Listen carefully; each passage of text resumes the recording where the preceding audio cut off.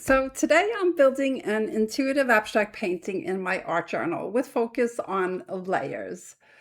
So when I work like this, I don't have any kind of plan or anything. I'm just trying to read the painting and let it take me where it wants me to go. So I'm going to talk you through my thinking as I go because I want to show you why layering matters so much in an abstract painting.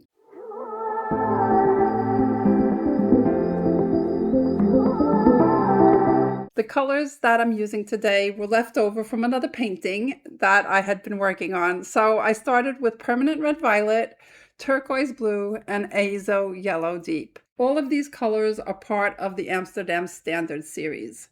So these three colors create something called a triad. And that just means that they sit in a balanced triangle on the color wheel. And that balance is what gives your intuitive layers instant harmony. The palette comes out naturally vibrant, and the colors, they clash just enough to keep things interesting, but they also settle each other down so that your layers don't go flat even when you're working without a plan. And that's why layers matter so much here. Layers are what creates depth in your painting. So the colors that you choose are really important because they need to interact well with each other. So the beginning of an intuitive painting is all about play. And that first layer isn't permanent. It'll disappear under all the other layers. So it's just there to give you something to react to. In the clarity workshop, I talk about value, variety, and color because these three elements are what keep an abstract painting interesting. So this is why I decided to create this large area on top of the other elements that I already put down on the paper. So if you want to learn more about these elements, you can get my free clarity workshop. So once you sign up for it, you'll be redirected directly to the workshop page where you'll find 3 10-minute videos and a checklist to help you when you feel stuck. All right, so let's look at this purple shape that is doing an important job. It's doing an important job because it's different from all the other shapes on the page. The color is doing the same thing. This is the first pop of purple on the page, and it's darker than the yellow and turquoise, and it's lighter than the blue. So it's creating something different. The marks that I made in the paint are also creating variety because they're different from everything else that I've done so far. When you think about value, variety, and color while you paint, you really don't have to worry about if your painting is going to turn out beautiful or not, because these three elements help you respond to what's already there.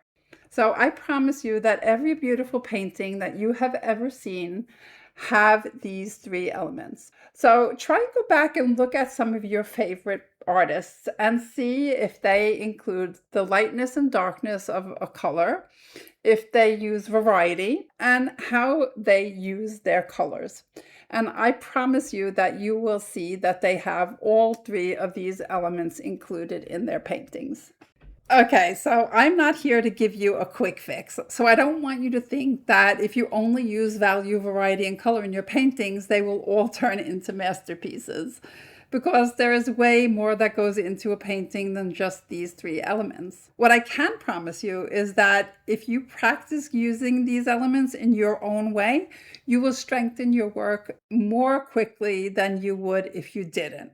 You know, once I learned to use these three elements, creating layers became so much easier. So why does this make everything so much easier? You know, the answer is quite simple, because now you no longer have to stop and think about what you should do next. You look at your painting and you respond to it. So you kind of move out of your head and into your paintings instead. You become engaged in your layers rather than thinking about the finished painting. All right, so now that I've explained this to you, let's have a look at how I'm actually working with these three elements. So when I stepped back to look at this painting, it was telling me that maybe a clear color would complement it.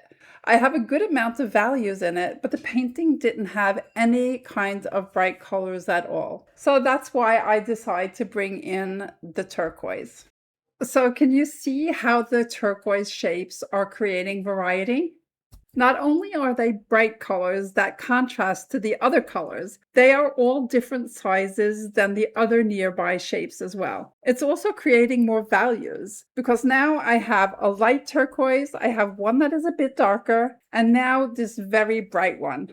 Both of these things are creating variety, and the colors, they automatically work because they're already in harmony. So now you might be thinking, wait a minute, wasn't this supposed to be about intuitive painting? For me, this is what intuitive painting actually is, because everything I've learned, including value, variety, and color, has become part of me now. So when I sit down to work intuitively, I'm not stopping to think, okay, do I need more variety here? Is the value working? I just reach for it and it happens on its own. So this is what practice gives you. You learn all of these things so deeply that they become part of you. They're no longer rules that you have to follow or anything like that. They just become how you see. And that is when you no longer feel stuck when you pop out of that flow, because your intuition and your knowledge are used both intuitively and intentionally. I'm sorry that we didn't get to talk as much about color as we did about value and variety today.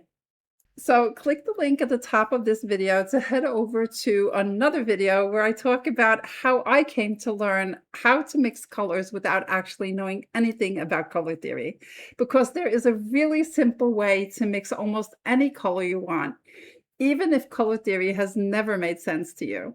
I made a whole video walking you through exactly how I do it. So if you want to stop guessing and start mixing the colors you actually see in your head, go watch that one next.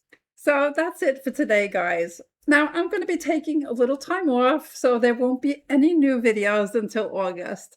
I'm putting the finishing touches on my mentorship, Living Abstracts, before I step away for some really needed free time. So if you've been feeling stuck and want to learn how to paint with more clarity and confidence, you can definitely sign up for the waitlist, and you'll find the link in the description. So go check out that color video, keep painting while I'm gone, and I'll see you here in August. Until next time, guys, bye.